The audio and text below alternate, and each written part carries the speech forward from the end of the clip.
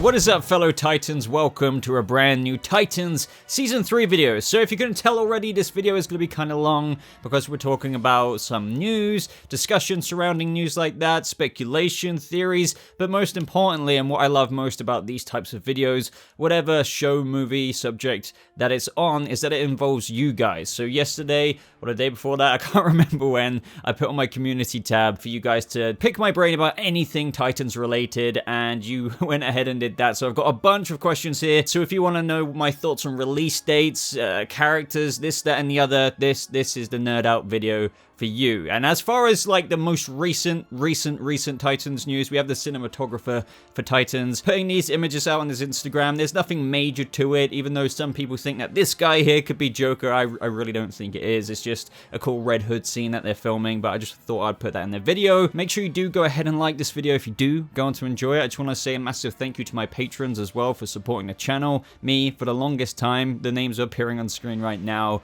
But question number one, if this is even a question, I just wanted to include this in here. No idea what to ask, and this is from Annie D. Just hyped for a nerdy theory fest. Me too. I'm going to try and get for as many, I always say that every freaking video, as I can. Verissa, I hope I said that right, Lopez. Do you think we will see the Titans actually crime fighting throughout the overall main storyline? I really want to see them be a team fighting criminals.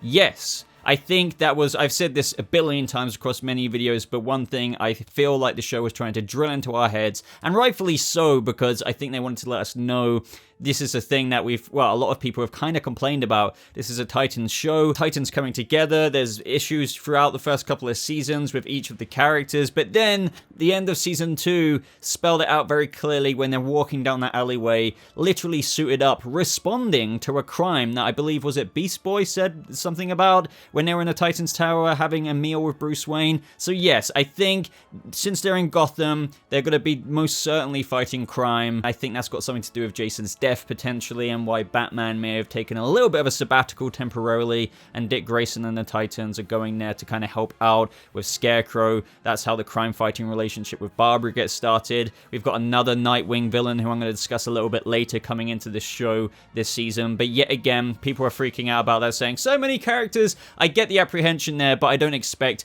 that villain to be anything more than Shimmer was in season 2. Do you remember when Starfire and Donna stopped her?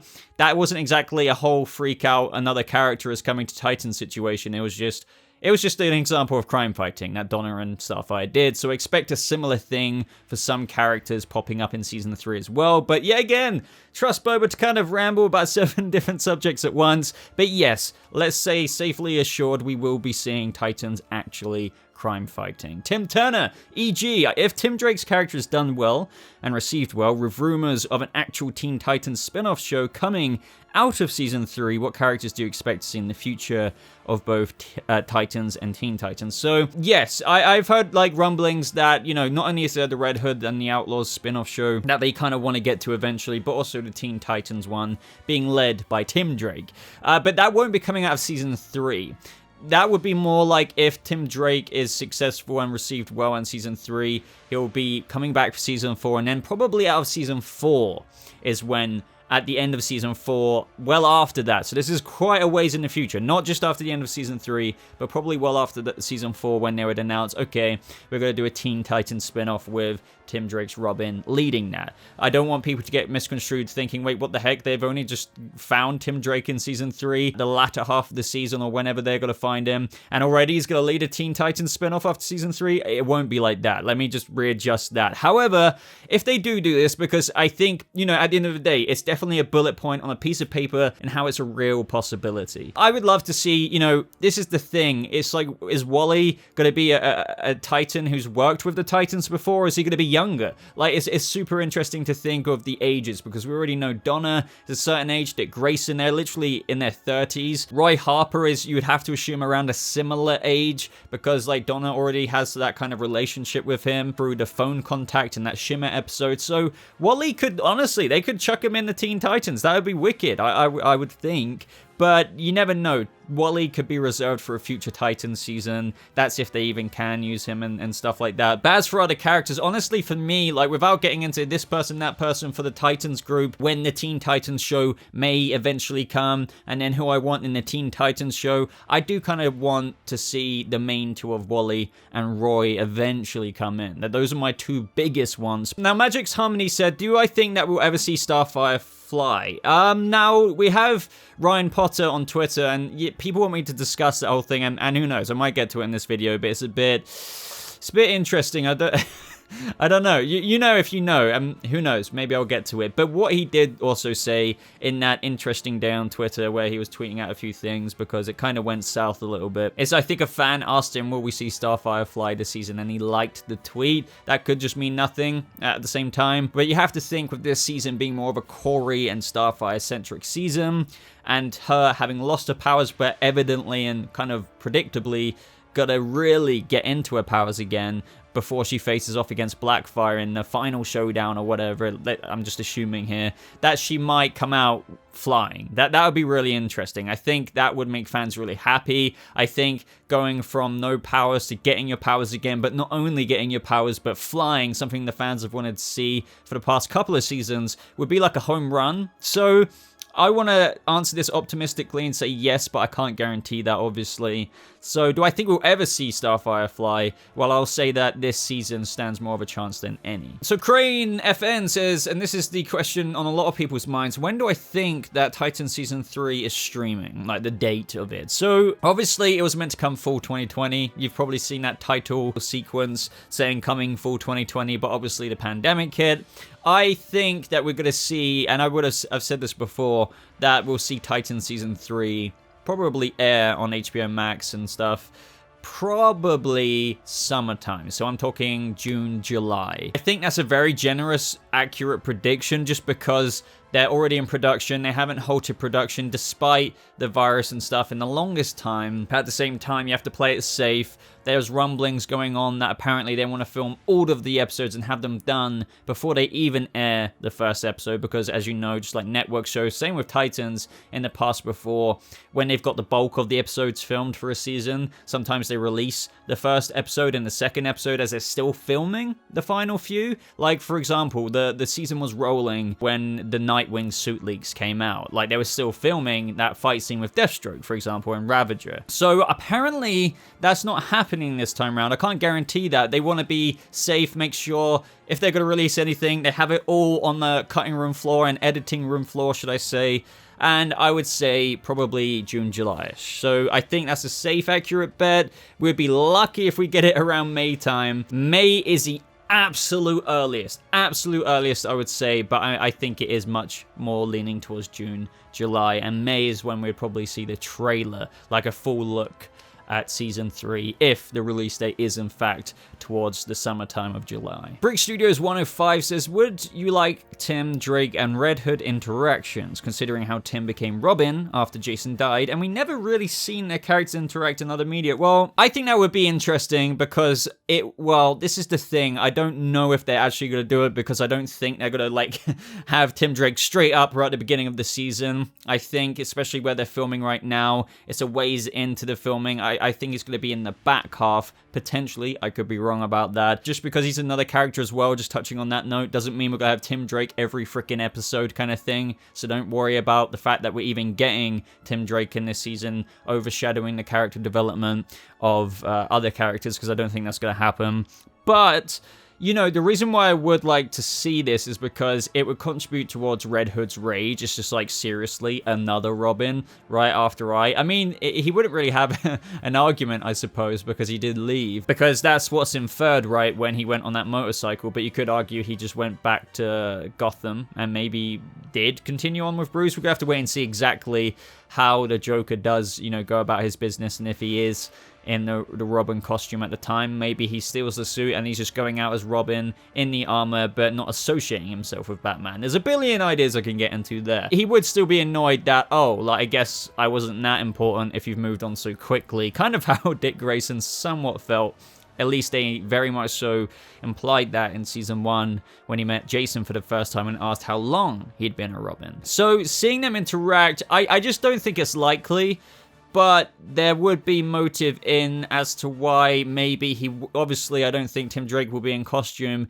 but he might be with Dick Grayson in a scene where maybe Red Hood is coming across Dick Grayson and he sees this other guy, he's like, who's this? The new protege? The new Robin? You know, something like that. Some kind of mockery comment, sarcastic, but one that implies a little bit of frustration and jealousy, maybe. Maybe jealousy is not the right word, but you get my train of thought there. Bianca Hawken asks me that the last we saw, Rachel was accompanying Donna's body back to Themyscira. So, number 1, will we get Donna and Rachel back? Yes. So Greg Walker and I spoke about this recently, went over it in my DC Fandom Part 2 breakdown of the information we got, but Greg Walker did have this to say about Rachel and Donna. There's ways we can skirt some of the normal life and death rules for those of us who are more than human bound. So we've got some exciting opportunities and stories ahead for Donna, Troy, and Rachel, and the whole, perhaps, underworld we may go into and see what it's like at a transition stage. So take what you will out of that, but that most certainly implies that yes, as you're asking there, Rachel and Donna are coming back, and apparently they're delving into an underworld, seeing it at a transition stage. So I think, yeah, that's implying Rachel using her powers, but opening up this kind of underworldy kind of situation where maybe she tries to get Donna, but Donna won't come back quite the same, leading into the Titans iteration of Troya. Obviously not copy and paste from the source material. This will be quite the new adaptation, I think. But yeah, hopefully that answers your question. And you say, how will we get Donna back, or do I think that they will only show flashback snippets, never the whole story? Very good question, because even though I just answered that in a way, doesn't mean we're going to see everything. But there may be an episode presented in such a way where, you know, they might have the plot with Dick Grayson doing something, but every now and again they cut to the scenes with Donna and Rachel, or should I say Rachel trying to get Donna back to life. And we more or less just see that story unfold and then come to its final moment by the end of the episode, and then they'll pop up again maybe 2 or 3 episodes later where Donna comes back. I really don't know there. That's just a wild guess. But how do I think we'll get him back? Something to do with the underworld, something connected to Raven's powers that, as Greg Walker really wanted to point out last season, and with what you mentioned for season 3, they're evolving, they're more or less kind of getting a little bit out of control, and she needs to really hone in and tap into that, and I don't think it's going to go as smoothly as she would like when it comes to bringing back Donna Troy. So it's going to be a whole spiral staircase of a trip into getting Donna Troy back, but I can't wait for it. I'm really looking forward to seeing how they do that. But I don't think Connor Leslie's Donna is going to be like as prominent as some people were thinking. She will be back, but I don't know how much it will be, especially maybe not in the first few episodes, but who knows? Who knows? Morgie39 says, do you have any thoughts as to the longevity of the show? So, I guess so. I think the longevity of the show will be a few more seasons. Obviously, that's an optimistic approach to thinking there, but don't forget that Titans, whether you love it or hate it, think it's amazing in some ways, but, you know, most certainly has its issues. Of course it does, just like a lot of shows out there. It's still very successful. It's, I believe, one of HBO Max's most streamed like shows out there. I think their like long-term plan is for the kind of like Dick Grayson taking the bat cowl kind of thing. I think that adds up together with the age of England's Bruce and the age of Nightwing. I say this all the time, but Nightwing in the comics is usually like freaking 19 to 22. Brenton Thwaites is what, like 30, 31 if I remember correctly. That's why Bruce is also like, you know, from the source material aged up a little bit more as to where he would be Batman when Dick Grayson becomes Nightwing, just like Nightwing is aged up to 30, 31 from his original 19 to 22. So I think, you know, give it a few more seasons. I think it was meant to end with, this may sound like a cheesy comparison, but like the Clark Kent, Smallville, Superman moment, but maybe Dick Grayson from becoming his own hero Nightwing to becoming Batman. And some of you really may not agree there, but I really do think that was the end destination. But as for the longevity of the show, just in its broad sense, I definitely think it easily has another couple of seasons in it. It's just, yeah, it's going to be interesting because I wonder how long the contracts of, for example, the main lead is, you know, like Brenton Thwaites. I have to think that it's like at least 5 seasons. It might be something similar like the CW. Usually their lead actors are like locked in for 7 seasons, then they can leave if they want. For example, Grant Gustin on The Flash right now, he could have left, but he was negotiating to season 9. He obviously wants to stay, and he is staying because we've got a season 8 now, and probably a season 9. But the same thing for Brenton Thwaites and Titans is just like, how long is he locked in for? I have to imagine it's more than 3 seasons. It's probably like a 5-year, 7-year contract. 7-year, I just don't know. I feel like it's more 5, but I really don't know there. Because the reason why I'm bringing that up is, what if he doesn't want to stay after 5 seasons? Somebody as big as that leaving you would think collapse the show. So yeah, 5 seasons for sure. I think it could go on for longer. We've got multiple spin-off shows in the works. So not in development, but in the works out of this show. So Red Hood and the Outlaws, the Teen Titans in the future if all goes well, etc, etc. So ultimately we'll have to wait and see, but yeah, easily a couple more seasons at the very least, or should I say middle ground speaking. Now Paul Olin asks, so what are my thoughts about a possible Red Hood spin-off? I think Curran Waters is a really good actor. It fascinates me when people say he isn't. He is. Like, where do you think some of his lines or scenes were just not the greatest? For example, when he was speaking to Rose, when he kind of had that tantrum, it was still very good acting with the lines that he was given. I think that's indisputable, at least in my opinion. So I think he's more than capable to have his own show. It's just, I feel like I can't answer this question truly. And that's not saying that I don't have faith or hype about it. I just don't know what thoughts to give about this possible spin-off without seeing Red Hood in action in season 3. Like, what if I think Curran Waters' Jason was really cool, but then as Red Hood, I'm just like, I like, this is good, but I don't know if I can imagine a whole show. What I will say is, if it ends in such a way with a reconciliation, right, which is as it usually does with Red Hood in the source material, like, there's this moment, there's a bit of bad stuff going on, but then he kind of comes to his senses, and then it's kind of Red Hood and the Outlaws, you know, anti-hero-esque kind of stuff. So if there's a reconciliation by the end of this season, and things are kind of cool, and he wants to still fight crime and do justice in his own kind of way, I could imagine a much grittier kind of Red Hood and the Outlaws spin-off show with Jason's own philosophy on being a vigilante.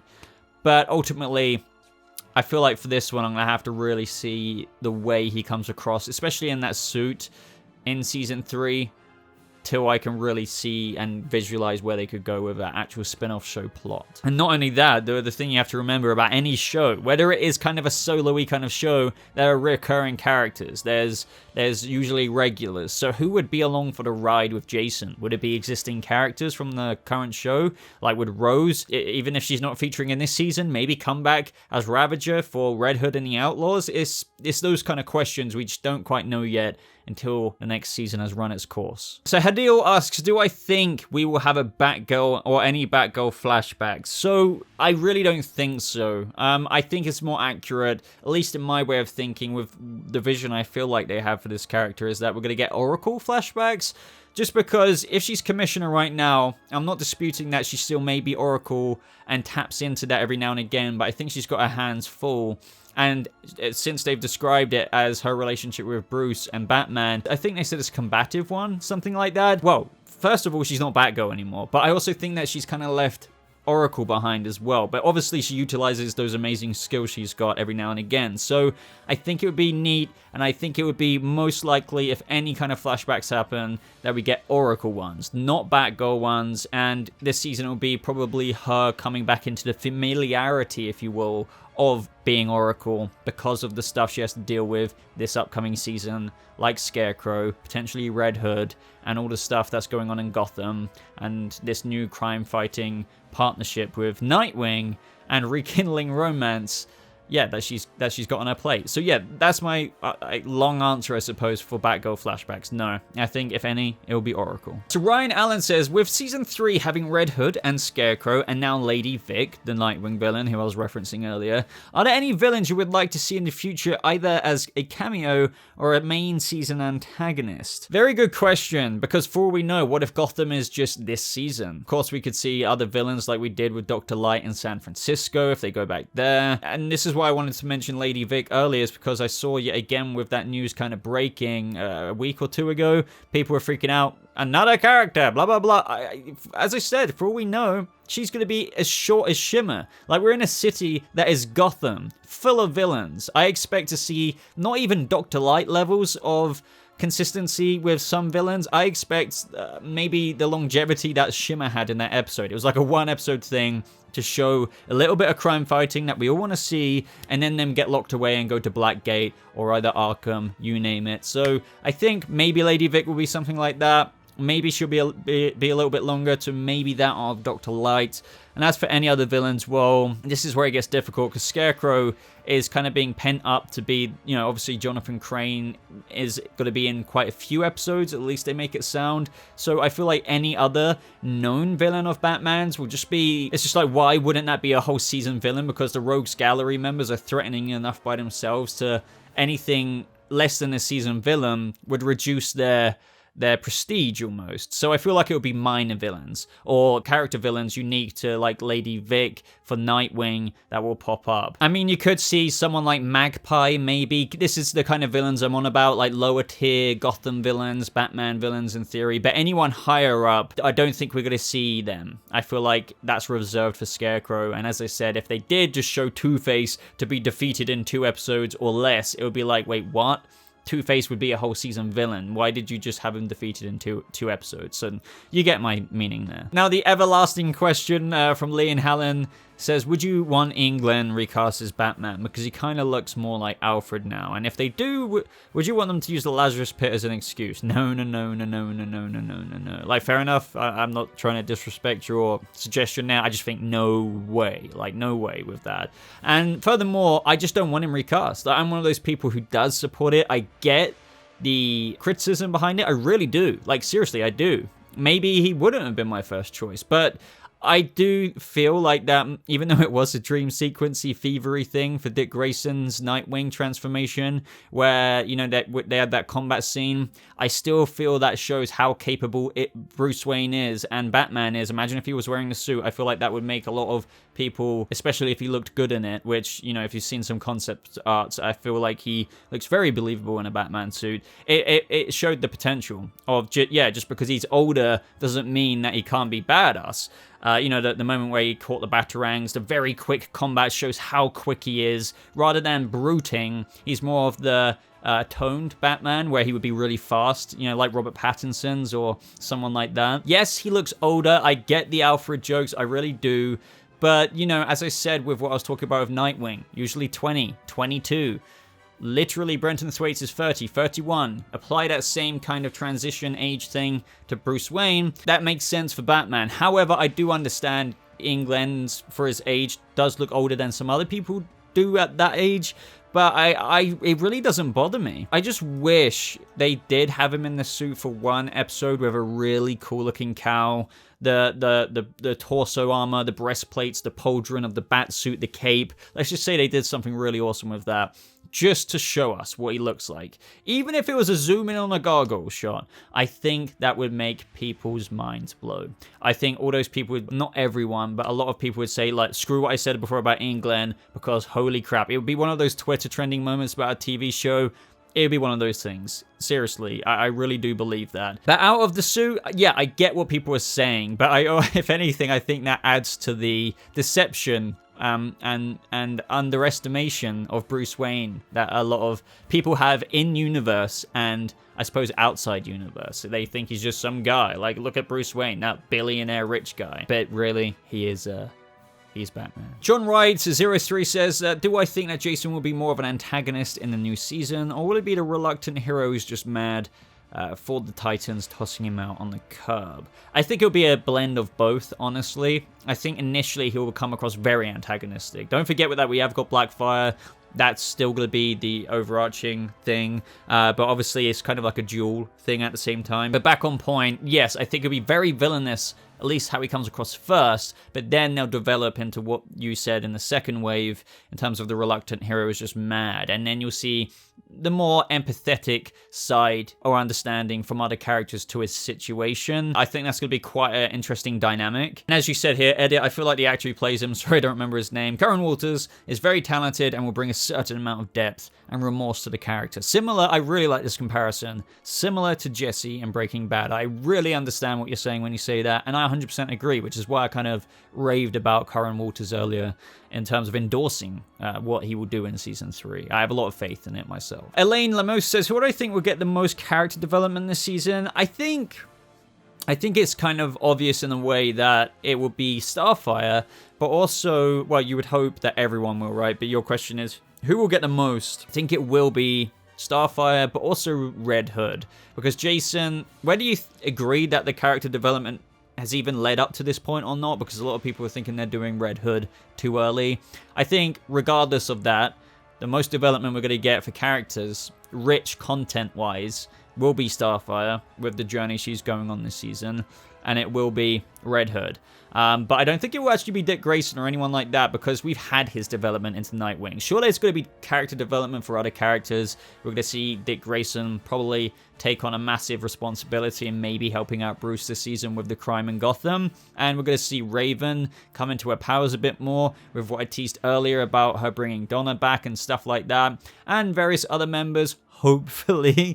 But Ryan Potter says otherwise. But anyway, yeah, I would have to say Jason Todd and Starfire, Corey. There are even more questions that I would love to get to, guys, but this video has been going on for long enough, so I really hope you enjoyed the Titans Season 3 Nerd Out Theories Speculation Fest, and if you want to see more just like this, I will do a part 2 to it. Let me know if you want to see a part 2 by saying down in the comment section, Titans is back, bitches! Woo! That should do it. Anyway, though, I love having these conversations between me and you in these videos, engaging with your comments. So, like the video if you did enjoy it. Make sure you subscribe for more Titans updates, kind of updates like, well, of course, updates, there will be updates, but also just the hype of keeping Titans alive through these videos and for the upcoming seasons. I'd really appreciate it if you checked out other places to follow me as well, like my Twitter page, which you can find in the top pinned comment. There's always a top pinned comment in these videos, and that is where you'll also find like my Discord server link and Patreon and stuff like that. But thank you so much for watching. I hope you all have a lovely rest of your day, and I'll see you Titans in the next video. Goodbye.